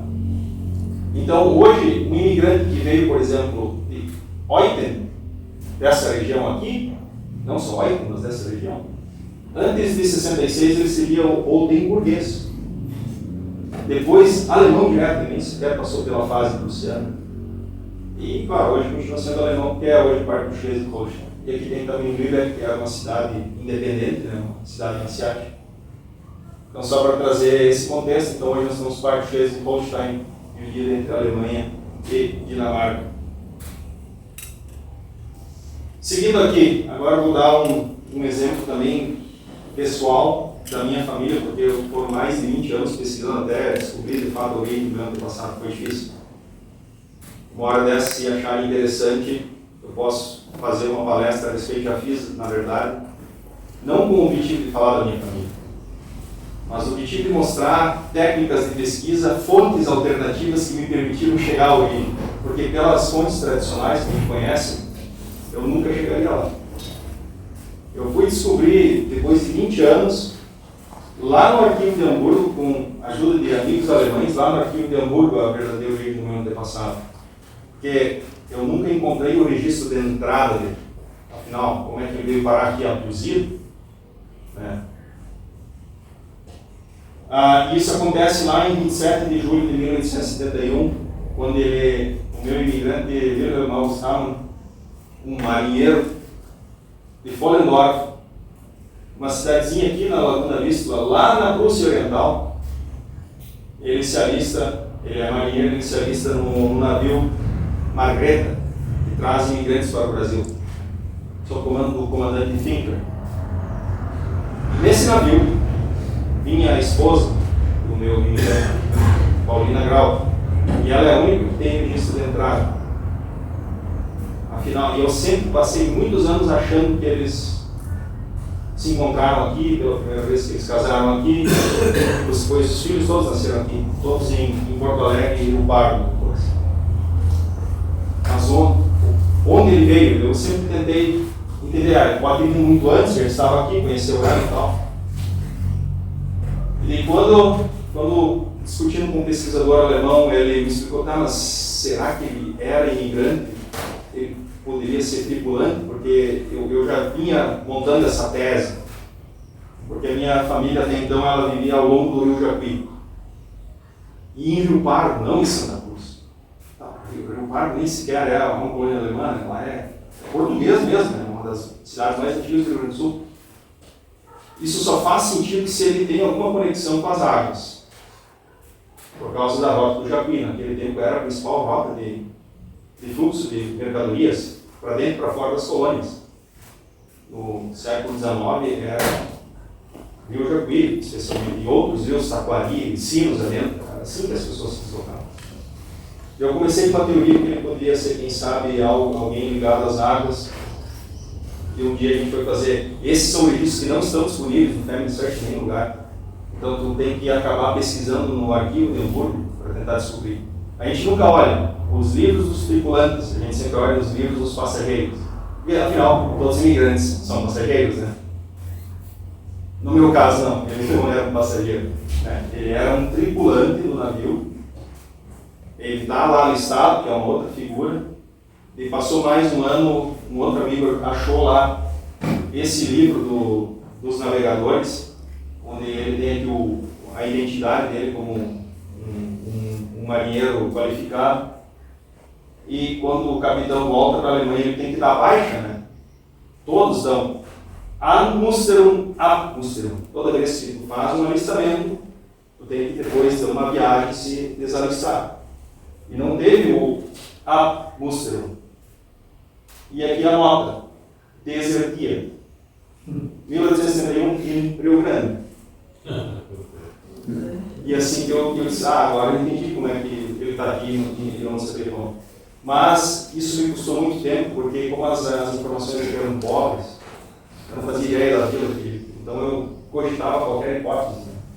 Mas não, ele era desse pequeno vilarejo chamado Polendorf, que ficava perto aqui do departamento de Baldo, onde fica inclusive a igreja que foi batizada, igreja construída no ano de 1285, igreja de São Nicolau, protetor dos marinheiros. Então, as margens do Laguna Vispa, então todas essas pessoas que praticamente habitavam a costa aqui da Laguna Vispa, é uma espécie de Lagoa dos Patos lá da Alemanha, eles eram pessoas ligadas à navegação, eram pessoas ligadas ou eram pescadores, navegadores, ou eles eram capitães, marinheiros, enfim. Tanto que eu depois descobri esse recorte do livro Braunsberger, Segelschiff und ihre Räder, no caso, Veleiros de Braunsberg, que é uma região também perto aqui na Prússia Oriental, essas são suas empresas de navegação. Né? E tem essa nota interessante de Grossen Familie Ham, que era originária justamente dessas localidades de Altpassar, Polendorf e Laisonen. Isso tudo fica aqui ao longo da costa da Laguna Vispa. Laguna Vispa é como é chamada hoje, mas antigamente no alemão seria Fischhafen. Isso aqui é uma laguna antes do Mar Báltico. Aqui. Então aqui a gente tem o Mar Báltico, ou Ostsee, e aqui seria essa laguna Vispa, 50 km de quilômetros. Então aqui também tinha um dos grandes castelos da Ordem Teutônica. Né? O Ordensburg Balga, um dos primeiros construídos antes do castelo de Königsberg, no ano de 1239. E em 1939 foram celebrados 700 anos da comunidade de Balga, porque tudo isso fazia parte dessa comunidade de Balga, que hoje já não pertence mais. Né? Como vocês podem ver, toda a Prússia Oriental, depois eu destacar um pouco, ela foi fragmentada em vários territórios. Então aqui só para trazer mais um contexto interessante. Mas vamos voltar ao foco da questão. O que acontece depois que agora a gente volta para a história? A gente abriu o contexto dos imigrantes, agora a gente volta para a história em si. Afinal, o que acontece depois do final da Primeira Guerra Mundial? A Prússia desaparece? Não, ela não desaparece. O Império Alemão é dissolvido, o Reino da Prússia também, as monarquias são dissolvidas. Então acaba aqui o Império Alemão, mas é criado o Estado Livre da Prússia. Então a Prússia continua existindo. E com praticamente grande parte do seu território intacto. Tudo que é azul aqui é o Reich da Preußen. Né? Um Estado livre dentro da República de Weimar. Né? Só que o que acontece? Perda de territórios. Tanto que aqui no meio vocês veem um corredor aberto. E a Prússia agora se desconecta do resto do território alemão. Ela passa a ser, a Prússia Oriental passa a ser um escravo alemão, a leste, desconectado do território principal. Então tudo que vocês veem aqui nessa tonalidade amarela são esses territórios perdidos. Então é aberto aqui o corredor, o famoso corredor polonês, alguém deve ouvir falar esse termo, porque justamente tu tem alemães dentro dos lados e os poloneses aqui no meio. Então esse território é perdido para a Polônia, sul da Silésia para a Polônia, parte também para a Tchecoslováquia, na época. A Alsácia-Lorena volta para a França, aquela região do Norte para a Bélgica, o norte do Schleswig para a Dinamarca. Então esses, mas ainda continua um território vasto, né, com esse grande estado livre chamado Prússia. Aí é criada a República de Weimar, né, que dura de 18 a 33, e aqui a gente volta a ver de novo aquela bandeira lá de 1815, que é a bandeira tricolor que a gente conhece até hoje como a bandeira alemã, né, o preto, o vermelho e o dourado. E esse estado, né, Preußen, ele é criado em 1918, mas ele acaba logo após o término da Segunda Guerra Mundial. Em 1947 é completamente extinto. O nome de Prússia é apagado. Não existe mais nada assim, oficial, como um estado estabelecido com o nome de Prússia. E aqui nós temos aí o período mais escuro da história. De 33 a 45 nós temos a fundação da Alemanha Nacional Socialista, o Terceiro Reich, ou o Terceiro Império Alemão. Vem em sequência a Segunda Guerra Mundial, e com o término e derrota da Segunda Guerra Mundial, esse Estado ele é eliminado e que esse é o principal causador da extinção da Prússia. Acho que é por causa dessa política de guerra que os prussianos tinham desde sempre Hohenzollern. Enfim, era um Estado. Eu ouvi uma vez uma frase muito interessante. Algumas nações têm exércitos, porém o exército da Prússia tem um Estado. Vocês entenderam? O exército era quase mais forte que o Estado. A maioria das nações tem seus exércitos, mas o exército prussiano tinha um Estado. E, novamente, perda de territórios. E aqui eu incluo de novo o amarelinho, porque somando todos os territórios perdidos agora aqui em azul, 1/3 do território alemão foi perdido depois da Segunda Guerra Mundial, por reparação de guerra. Então, aqui a gente tem a perda definitiva da Pomerânia, da Silésia, e o restante da Prússia, que seria a Prússia Oriental. A Pomerânia, a Silésia vão para a Polônia, o sul da Prússia Oriental para a Polônia, e o centro-norte da Prússia Oriental se torna um novo escravo agora da Rússia, da União Soviética. Depois eu vou comentar um pouco mais. Agora aqui um dos piores eventos já acontecidos na história, não sei se é dada a devida importância a esse evento. De 1945 a 1950, entre 12 e 14 milhões de alemães do leste são expulsos de suas casas, de suas terras, e eles precisam urgentemente deixar, porque senão eles serão mortos pelos soviéticos. Tipo, eles viveram ali por 700 anos, vocês acabaram de ver a história. Eles tiveram que deixar suas casas, senão seriam mortos. Essa é a maior migração massiva de toda a história humana, onde um povo é forçado a deixar sua terra. Naquele tempo, tem 12, 14 milhões, não se sabe porque morreram, né? Nem todos sobreviveram, então não é o que se estima. E isso é pouco explorado pela historiografia, apesar de ter acontecido.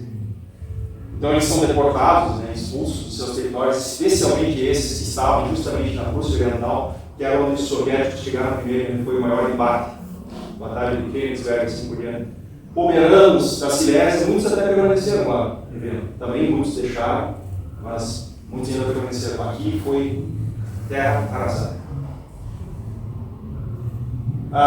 De 1949 a 1990, então, nós temos a divisão da Alemanha, né, pelos aliados. Nós temos a República Democrática, ou melhor, a República Federativa Alemã, aqui, Alemanha Ocidental, e a República Democrática Alemã, no lado oriental.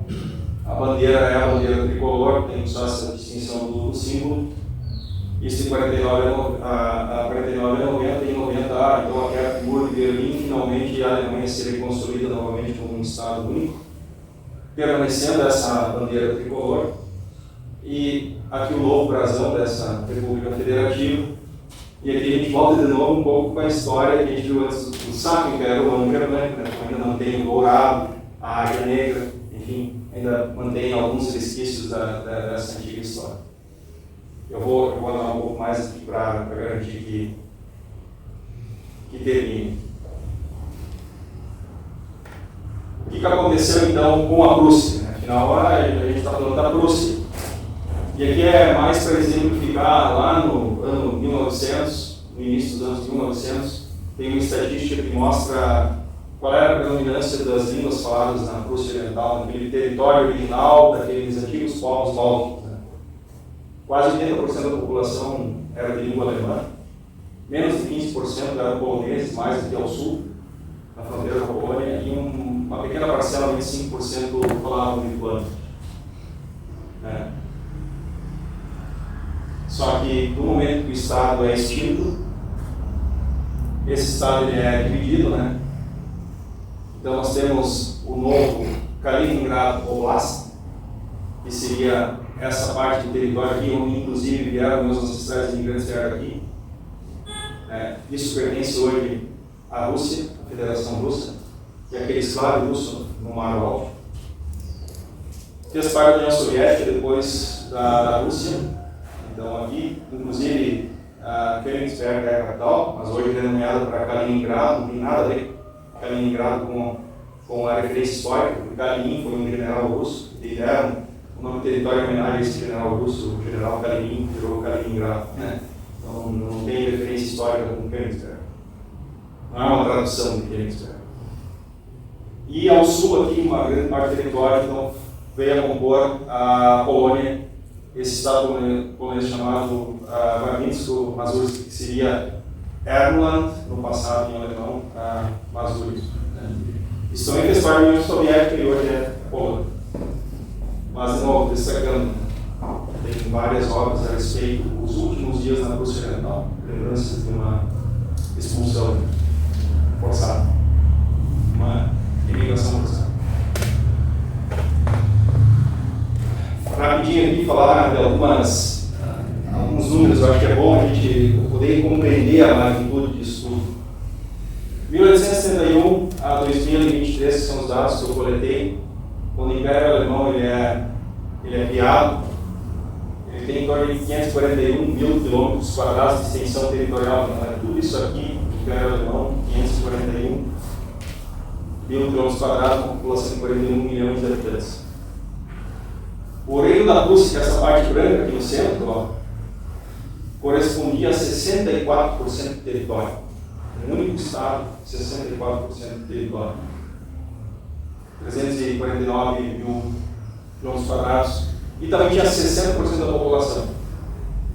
24 milhões de habitantes. O Reino da Prússia sozinho tinha mais população que o Império do Brasil no mesmo período. O Império do Brasil tinha 10 milhões de habitantes. O Império Alemão tinha 41 milhões de habitantes. E a Alemanha de hoje? A Alemanha de hoje, que é essa Alemanha aqui do lado, né? Com a perda dos territórios do leste, a Alemanha de hoje tem 357 mil quilômetros quadrados, ou seja, a Alemanha de hoje corresponde a 66% do Império Alemão. 34% do território foi perdido, um terço do território foi perdido. Né? E vejam que a Alemanha de hoje ela tem quase a mesma dimensão do Reino da Prússia do passado. Só que a Alemanha estaria aqui na vertical e o Reino da Prússia aqui na horizontal, e tem essa zona intermediária que se integra dos dois territórios. A gente poderia, se a história tivesse sido como foi, faria sentido até ter uma Alemanha do Norte e uma Alemanha do Sul, integraria também a Áustria e Suíça, poderia ser duas, por causa até da diferença de língua, né? Enfim. E para vocês compreenderem o que é esse um terço, é como considerarmos o Brasil perder toda a região sul, toda a região sudeste e todo o nordeste. Vocês dá para compreender a magnitude da perda? Tudo isso perdido. Não tem o que reclamar. Claro, né? Se tiver culpa também, não foi uma... Enfim, erros de vários lados. Mas só para dar uma noção, né? Afinal, o que é Prússia e Borussia hoje? Borussia, que a gente falou lá no começo. Ainda existe alguma coisa? Existe. Clubes de futebol, Borussia Dortmund, Borussia Mönchengladbach, PFC Preußen. Então, existe só no contexto das sociedades, né? Ou cidades. Tem Prússia no Canadá, Prússia em Kozus ou Chaban, onde tem... Só uma palavra. Sim. Eu estou passando uma prancheta aqui, vocês põem só o nome de vocês, tá?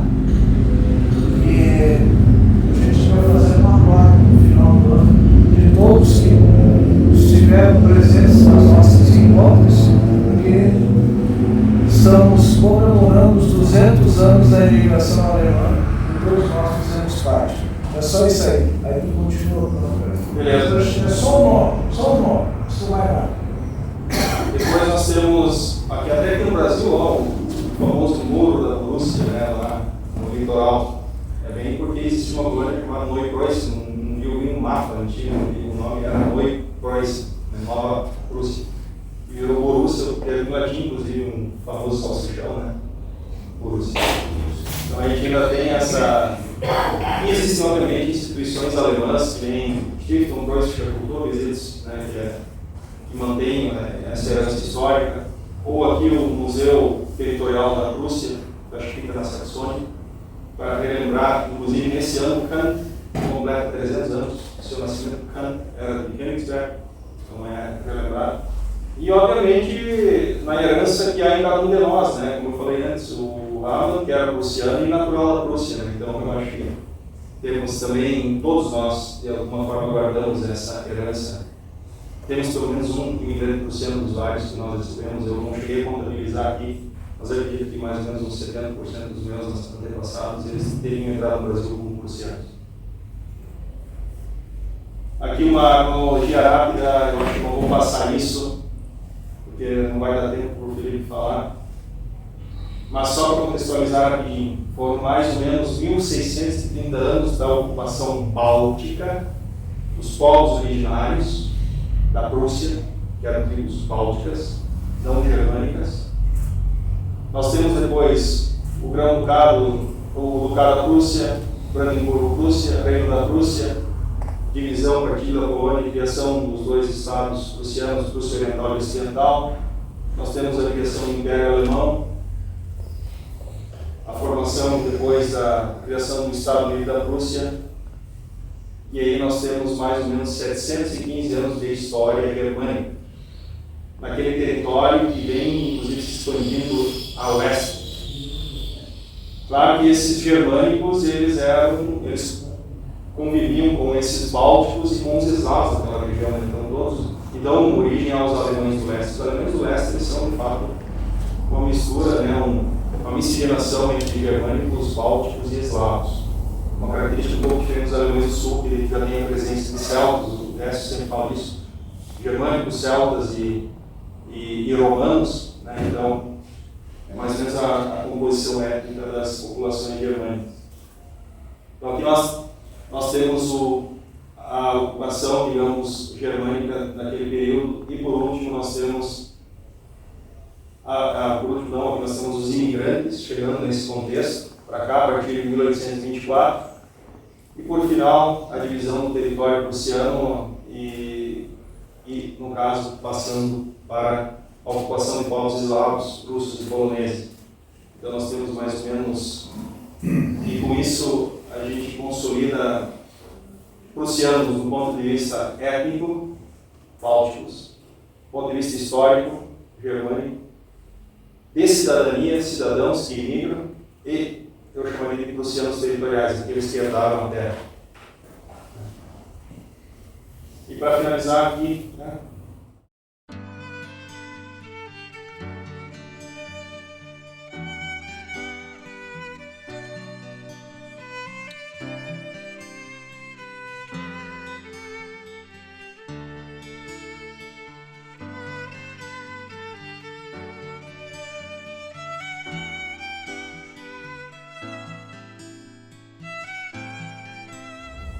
desculpa, eu acabei não deixando tempo para perguntas. Acabei não dando espaço, não, tem o Felipe tem que falar de logo que eu posso ir. Mas eu espero que a palestra tenha sido instrutiva, válida, né? Pode ter pequenos tropeços históricos, eu também tentei simplificar o máximo possível. Não é fácil, é uma história bem complexa, mas tentar contextualizar o que é a Prússia, da Prússia para a Alemanha, porque ela realmente é o grande propulsor do que veio a ser a Alemanha. Ali é isso que eu quis trazer. A gente também pode trocar depois e-mails e a gente responde as perguntas também em outro momento. De novo, agradecer mais uma vez pela participação de todos e a gente também pode conversar um pouco mais aqui.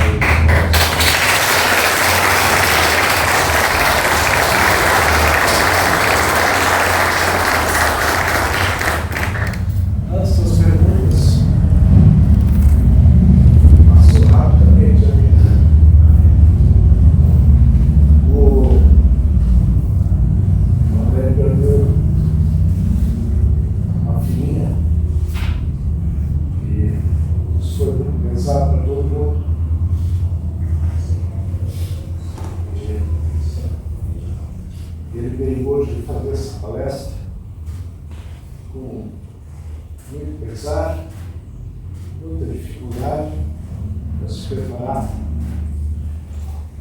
E foi uma barra bem pesada para ele, para a família e para a maninha que ficou. Então, a gente gostaria de deixar esse abraço para ti, para a Mônica, a esposa, e a Yasmin. São coisas que, às vezes, na família tem que enfrentar e deixar nas mãos de Deus.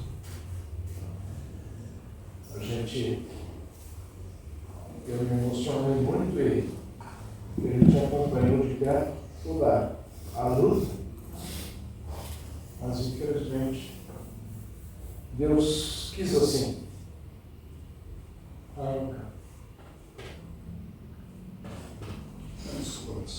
Não, isso aí faz parte, essa emoção ela tem que ser colocada para fora. E tu, André, está precisando disso. Porque, sem demérito nenhum aos demais palestrantes, é um dos nossos principais batalhadores do gênero GRS. E nós temos um bocado de coisas pela frente. Tá? Eu sei que isso não estava combinado, mas eu acho que faz parte. Tá? Faz parte. Contigo agora. Bom dia aqui a todas e todos presentes. Obrigado, André, por ter vindo aqui também nesse momento tão difícil e trouxe para nós, né, todo o conteúdo da história, tudo que você tanto tempo estuda e se dedica, né? Os nossos sentimentos, nosso carinho, as nossas orações sempre para ti e para tua família. Obrigado, Nélio, por oportunizar, né, após a palestra do André, poder vir aqui e brevemente comentar também uma questão importante. Agora, no dia 8 de março, nós assumimos a FECAB, Federação dos Centros de Cultura Alemã do Brasil. A FECAB tem 72 anos de história. Ela tem a sua sede em Porto Alegre, dentro do Centro Cultural 25 de Julho.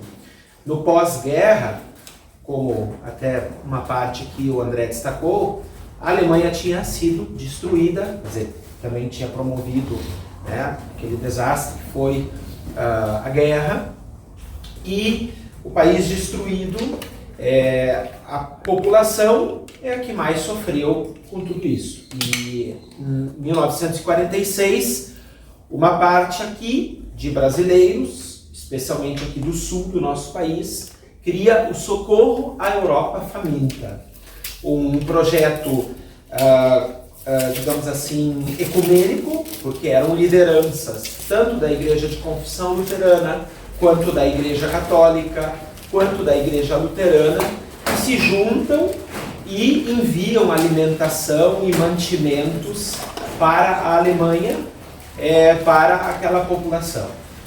Em 49, o governo alemão já avisa que mesmo um governo que só passa a ser administrado em parte por alemães a partir de 1949, de que estavam em condições um pouco melhores. Então não precisava mais mandar aqueles grandes carregamentos de comida, de mantimentos, de roupas para a Alemanha.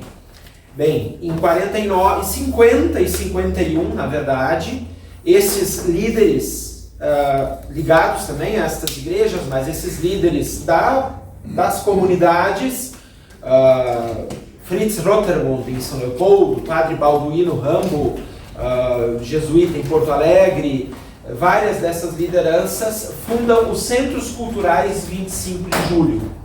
E com isso a FECAB, que abraça esses centros. Até temos aqui o Sandro, que faz parte conosco da diretoria também da FECAB.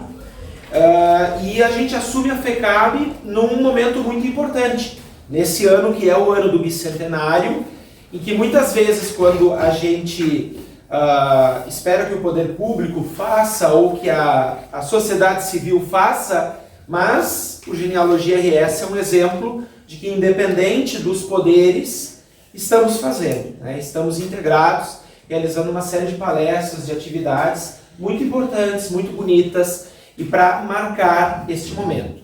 Bem, falando um pouco da FECAB e do que eu venho apresentar aqui, a FECAB tem um seminário anual, que é realizado, não é sempre no mesmo município.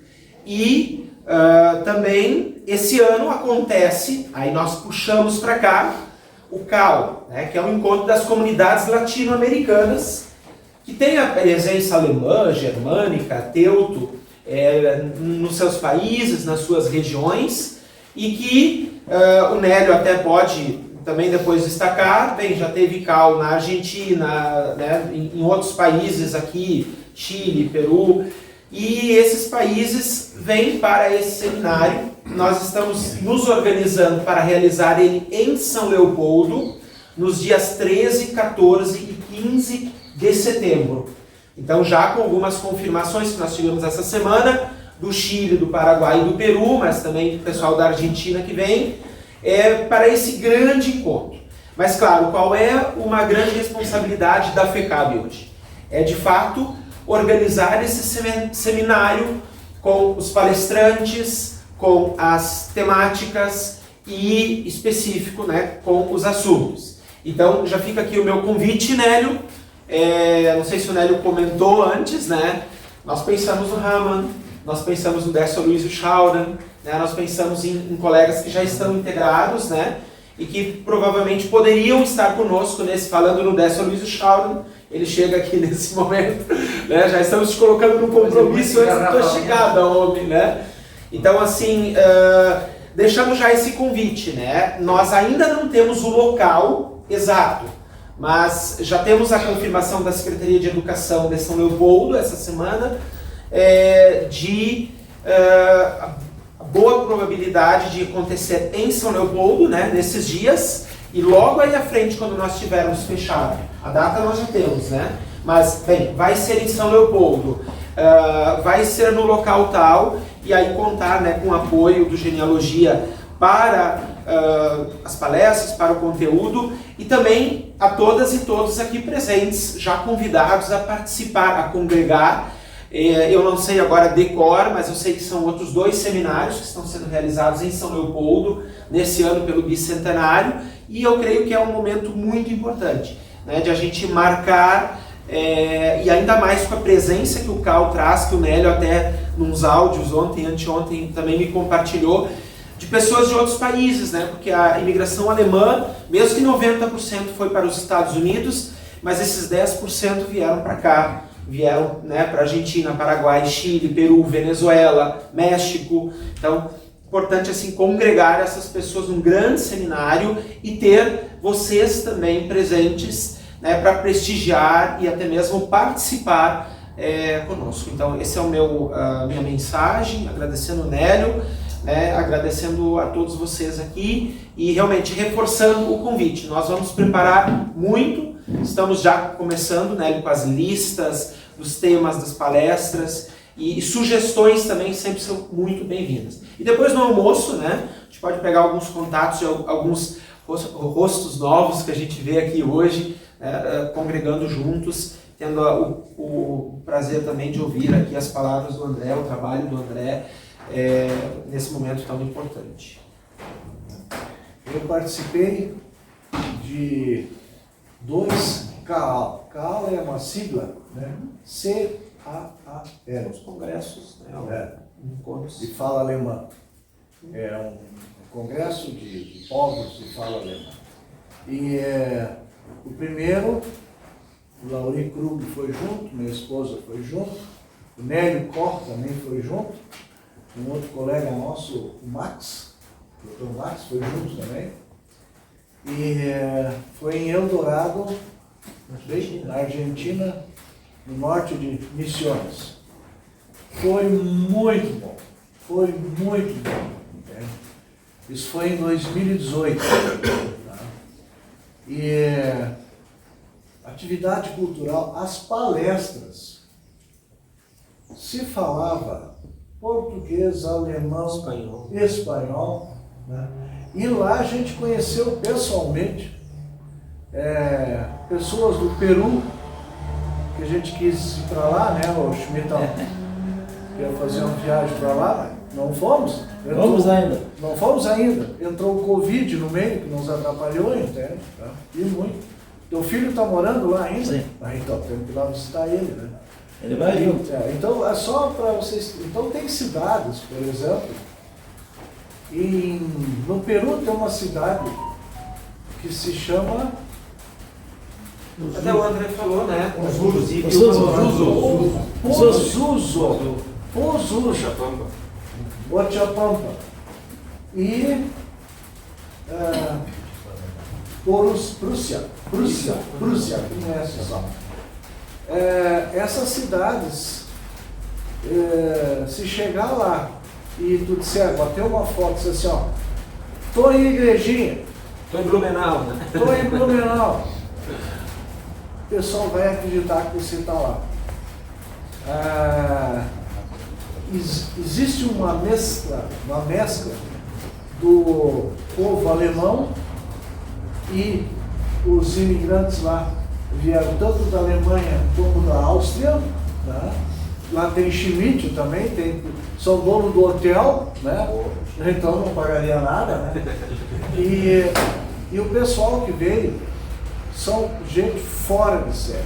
Então eles têm a pele morena, da origem do índio, né? Falam alemão, isso é muito interessante, né? Porque dançam músicas alemãs, cantam em alemão, é uma igrejinha enegrecida, digamos assim, né? Com todo respeito. Em 2019, o Lauri foi junto de novo, o Décio foi junto também, de carona com o Lauri, foi em 13 Itilhas. Foram 3 ou 4 dias, né, Décio? Uma programação fora de série. E aí não saiu mais nenhum encontro. E agora só encontro pela internet, né? Então agora, esse ano, houve uma vez em Nova Petrópolis. Está dizendo com o André, eu não sei se foi talvez o que não saiu, que já era na pandemia, ou não. Não, teve em Nova Petrópolis, mas muitos anos atrás. E teve em Blumenau também. Né? Então agora, esse ano, Provavelmente São Leopoldo. São Leopoldo. Enfim. E é uma programação muito boa. Para quem gosta de palestra, quem gosta de atividades, então, é uma programação assim que tem de tudo um pouquinho. Não é uma programação de chopedança, como se diz aí na gíria, entende? Mas é cultura, amizade, né? De 13 Itilhas, a gente fez amizade com o pessoal lá do norte do Paraguai, né? De El Chaco, que são os menonitas, né? E aí nós estávamos jantando lá, daí eu disse assim, mas vai tomar cerveja? Os menonitas, vocês não bebem? Não, nós somos menonitas modernos, nós já estamos tomando chopinho, viu? E também querem muito que a gente vá para lá, mas não dá para ir. Mas está na agenda, um dia desse a gente encheu uma van aí, uma coisa assim, e para lá. Só um pouquinho, senhor. E o Genealogia RS está Se associando, participando. incorporando junto com a FECAR para a gente ajudar a fazer esse. Tá? E claro, vocês todos estão convidados a participar. Oportunamente a gente vai. Fala, Sérgio. Obrigado. A CAAL fez uma coisa belíssima. Em 2018, ela abriu as portas, não só para a genealogia alemã, ela abriu para todos os povos. Então foi muito importante. Eu fui convidado no Espírito Santo para ir para o Chile, a primeira vez que os prussianos entraram ali, na questão com a Miranda, né? Mas também teve gente que veio da Europa fazer palestra, então foi muito bacana. E nós devemos isso a Jorge Gobli, do FECAR, o presidente, né? É um dos ex-presidentes. Um dos ex-presidentes, né? Tem cidades. É importante Tem cidades aí pelo Chile, na Colômbia, né? E então no Peru, né? Que são tipicamente cidades germânicas. Se vocês entrar no Google, na internet, né? E procurarem, o Pozuzo é uma, e a outra lá do Chile, lá do sul, eu não me lembro como é que é o nome. Fort Montt. Qual? Ótimo. É, isso. E tem uma na Colômbia também que é típica cidade alemã. É impressionante. Não estamos sozinhos. Oi, Estados Unidos tem várias. Sim, Estados Unidos tem várias, claro. Alô. Na Austrália tem. Guiné tem. China. China tem. Né? Mas nós estamos só pensando assim, nossos vizinhos aqui, né? Porque vamos migrar para a América, né? Vamos migrar para a América, né? Tá pronto?